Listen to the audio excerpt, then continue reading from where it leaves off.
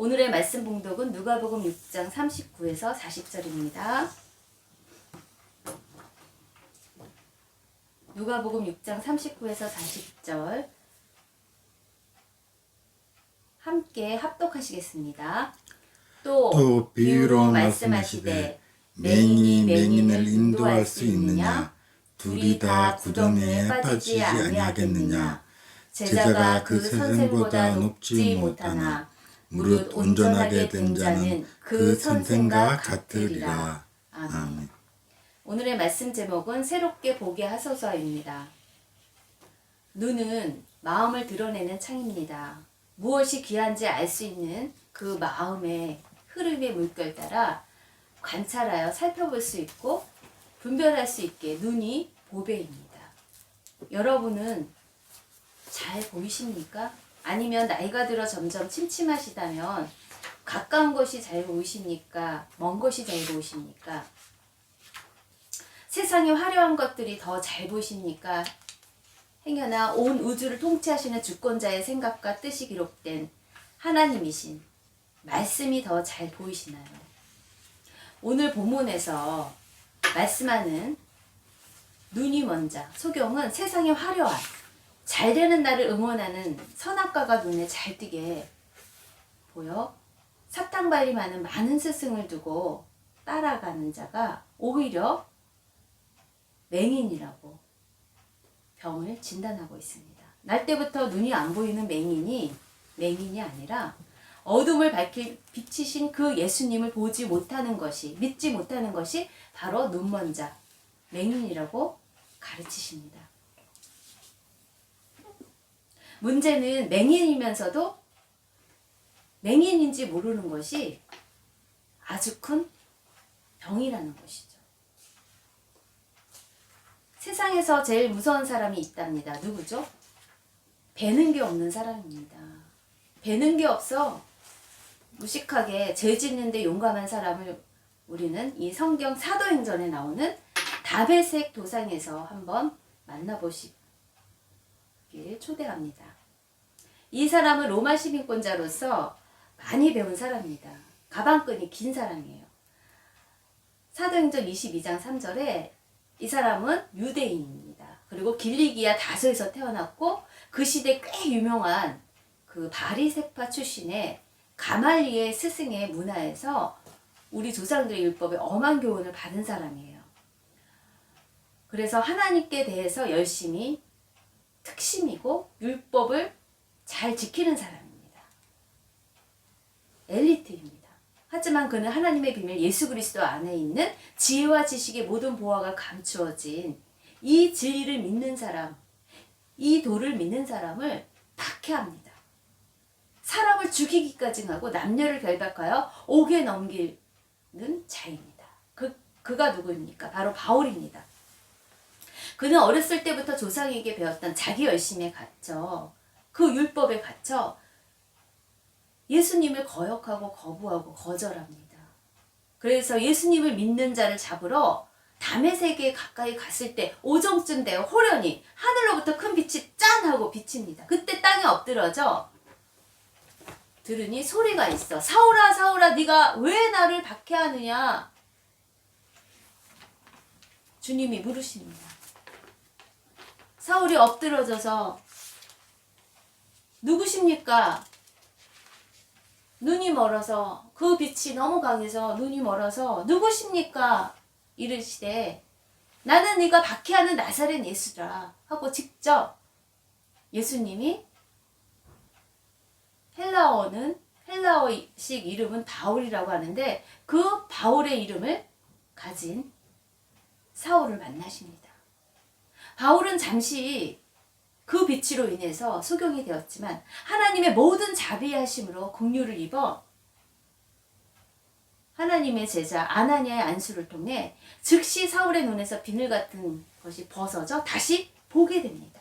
그리고 일어나 세례를 받고 그 육적 비늘이 벗겨져 예수님을 믿고 비로소 눈을 뜹니다. 새롭게 봅니다. 이제서야 눈에 새롭게 뵈는 게 있으니 진리를 덮어놓고 이 말씀을 덮어놓고 내 식대로 세뇌된 그 바리새파의 가말리엘 스승의 그랬다더라야 학문을 믿지 않고 이제야 직접 빛이신 예수님이 말씀하신 이 말씀이 눈으로 보여지는 것입니다.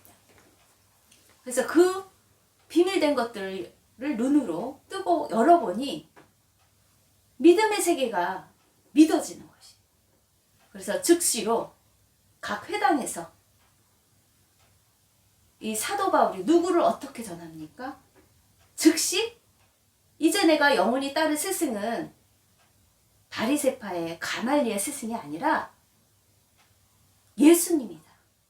그 예수님을 믿는 것은 그 예수님이 진정 하나님의 아들이신 것을 나는 만났다. 직접 만났다. 그런 하나님의 아들 예수를 내가 박해를 하고 다녔다. 핍박을 하고 다녔다. 동전의 양면과 같이 사도 바울은 회심합니다. 이와 같이 믿음의 눈이 열어졌기 때문에 다메섹 도상에서 빛이신 그 예수님을 직접 만나보았기 때문에 그는 그 하나님의 아들 예수님을 전파합니다. 왜 많은 사람들이 영혼까지 끌어들여서라도 영끌을 하면서라도 좋은 스승, 그 멘토를 만나려고 투자할까요? 잘 사느냐 잘 죽느냐의 판가름이 결정되기 때문입니다. 인생의 마침표를 찍을 때까지 쭉 성공하여 망하지 않기 위해선 성공의 노하우를 가진 스승, 그 멘토를 잘 두려고 합니다. 결론적으로 잘 아는 것만큼 보이기 때문에 소중한 것을 볼 수 있는 눈이 보배입니다. 내 눈이 어둡다면 맹인 스승을 따라갈 것이고 내 눈이 밝다면 좋은 스승, 영원한 스승을 선택한다고 예수님이 오늘 본문 누가복음 6장 39절에 또 비유로 이야기하십니다. 우리는 어떤 스승을 따르고 있는지, 맹인된 스승을 따르고 있는지, 맹인이 아닌 스승을 따르고 있는지 한번 점검해 봅시다. 맹인이 맹인을 인도할 수 있느냐고 예수님이 묻습니다. 어떻게 안 보이는 자가 보인다고 다른 사람을 가르칠 수 있냐고.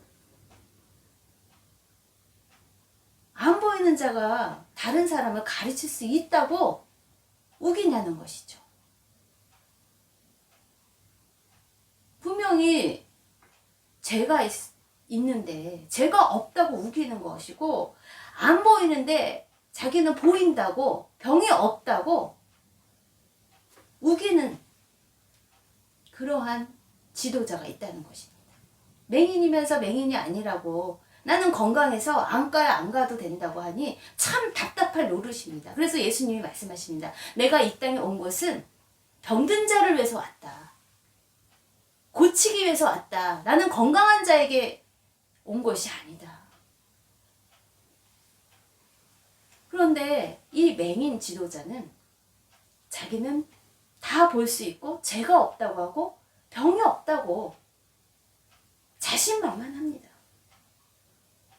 그런데 참 스승이신 예수님은 건강한 자를 위해서 오신 것이 아니라 병든 자를 위해서 고치기 위해서 이 땅에 오셨다고 하십니다. 그러면서 비유로 말씀하시죠. 어떻게 맹인이 맹인을 인도할 수 있느냐.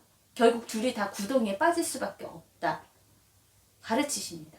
여기에서 맹인이 누구입니까? 하나님에 대한 열심이 특심이어서 율법을 잘 지키고 아는 바리새인입니다. 요한복음 9장 39절이에요. 예수께서 이르시되 보지 못하는 자들은 보게 하고 보는 자들은 맹인되게 한다. 그렇게 말씀하시니까 바리새인 중에 예수와 함께 있던 자들이 이 말씀을 듣고 이 양심이 움직였는지 아니면 도둑이 제 발이 저렸는지 이렇게 묻습니다. 우리도 맹인인가요? 그렇게 묻자 예수님이 말씀하십니다. 차라리 너희가 날 때부터 눈이 안 보이는 육적인 맹인이 되었다라면 죄가 없으려니와 본다고 하니 너희가 맹인이 아니라고, 영적으로 맹인이 아니라고 하니 너희 죄가 그대로 있다. 내가 이 땅에 병든 자를 위해서 죄인을 고치러 구원하러 온 구원자 예수라는 것을 너희가 바로 옆에 있는 나를 못 믿으니 너희들이 맹인이 아니냐, 너희들이 하나님과 올바르지 않은 죄인이 아니냐, 너희들의 마음이 완악하여서 그 예수를 너희들이 알지 못하고 믿지 못한다는 것이다. 그게 맹인이 아니냐, 바로 옆에 있는데 니네들이 보지 못하는 맹인이 아니냐. 그러면서 어떻게 잘 보인다고 다른 사람을 가르칠 수 있냐, 맹인이 아니라고 우기냐는 것이죠. 얼마나 예수님이 답답하셨을까요? 그런 예수님은 그들의 완악함을 아시기 때문에 바리새인들에게 비유로 말씀하십니다.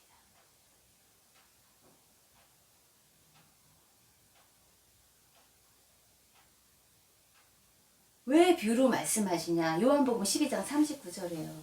그들이 능히 믿지 못할 것을 아셨어요. 왜? 이사야 선지자가 미리 예언했기 때문입니다. 그들로 눈으로 보고 마음으로 깨닫고 돌이켜 고침받지 못하게 했기 때문에, 그들의 마음이 완악하기 때문에, 그래서 벌써 하나님의 심판을 받는 거기 때문에 그들이 예수님을 믿지 않습니다. 예수님은 그들이 믿지 않고 대적할 것을 아셨기 때문에 비유로 말씀하십니다. 하나님의 때가 찰 때까지 공격받지 않기 위해서 비유로 들을 자는 들어라. 그래서 예수님의 가르침의 그 교수법은 들을 귀 있는 자는 들어라 입니다. 마태복음 13장 9절이에요. 귀 있는 자는 들으라. 제자들이 예수께 나와 이르되 어찌하여 비유로 말씀하십니까? 예수님이 대답하십니다. 천국의 비밀을 아는 것이 너희에게는 허락되었으나 그들에게는 허락되지 않았다는 거예요. 그 바리새인들에게는 자칭 하나님을 열심히 믿는다는 그 율법주의자, 그 바리새파, 그들에게는 천국의 비밀을 아는 것이 허락되지 아니하였다는 것이에요. 그래서 무릇 있는 자는 받아 넉넉하게 되되 없는 자는 그 있는 것도 빼앗긴다는 거예요. 들을 게 있는 자는 아멘 아멘 하고 그 말씀을 다 받아 먹어 예수님을 믿는 것과 아는 것이 하나가 되어 장성하게 쑥쑥쑥쑥쑥 자라나 많은 열매를 맺는데 풍성하게 됐는데, 없는 자는 그 있는 것도 다 빼앗긴다는 거예요. 마음이 완고해질 대로 완고해지고 완악해져서 아무리 주님이 말씀을 하셔도 가르쳐도 들리지가 않는다는 것이에요. 보이지가 않는다는 것이에요. 깜깜하다는 것이에요. 그런데 자기는 본다고 그 완전하신 스승을 배척하죠. 너희가 듣는 것들을 듣고자 하여도 듣지 못한다는 거예요. 그런즉 씨 뿌리는 비유를 통해서 눈이 보배인 자, 들을 게 있는 자, 거룩한 것을 사모하는 자, 그러한 자에게, 듣고자 하는 자에게, 묻는 자들에게 심층 과외 공부를 눈높이에 맞춰서 이 스승 예수님께서 제자들에게 풀어서 설명해 주십니다. 그래서 씨 뿌리는 비유에 대한 4가지 마음에 대해서 듣고자 하는 자에게 예수님은 설명해 주십니다. 들을 게 없는 자에게는 예수님은 말씀해 주시지 않습니다. 그것이 예수님의 가르침의 교수법 방법입니다. 40절이에요. 제자가 그 선생보다 높지 못하나 무릇 온전하게 된 자는 그 선생과 같으리라. 이 세상에서 가장 올바른 길이, 그리고 진리가 되시는 분이, 생명 되신 그 참 스승이 바로 예수님이십니다. 그 예수님을 믿지 않으면서 하나님 나라의 비밀된 것들을 잘 아는 양, 구약의 모세 율법, 그 옛날 버전만을 가지고 그 묵은 것만을 우겨대는 그 바리새인들이 어찌 하나님이 구약에서 선지자를 통해서 예언하신 그 하나님의 나라, 새 시대, 신약의 시대, 예수님 오신 시대, 구원자 예수님의 그 하늘의 비밀을 배우려고 하지 않습니다. 자기의 생각과 자기의 학문과 자기가 하나님을 다 아느냐 자기의 열심, 그것이 예수님을 인정하지 않고 믿지 않고 알려고 하지 않습니다. 내 것만 옳다고 우겨대는 그 교만한 자가 바로 하나님을 열심히 믿는다는 바리새인들입니다. 주님은 눈먼 자가 눈먼 자를 인도할 수 없고 학생이 스승보다 나을 수 없다고 40절에 말씀하시죠. 그래서 야고보 사도도 이렇게 얘기를 합니다. 선생된 우리가 더 큰 심판을 받을 줄 알고 선생이 많이 되지 말라는 거예요. 자기가 다 아느냐 선생이 많이 되지 말라고 하는 거예요.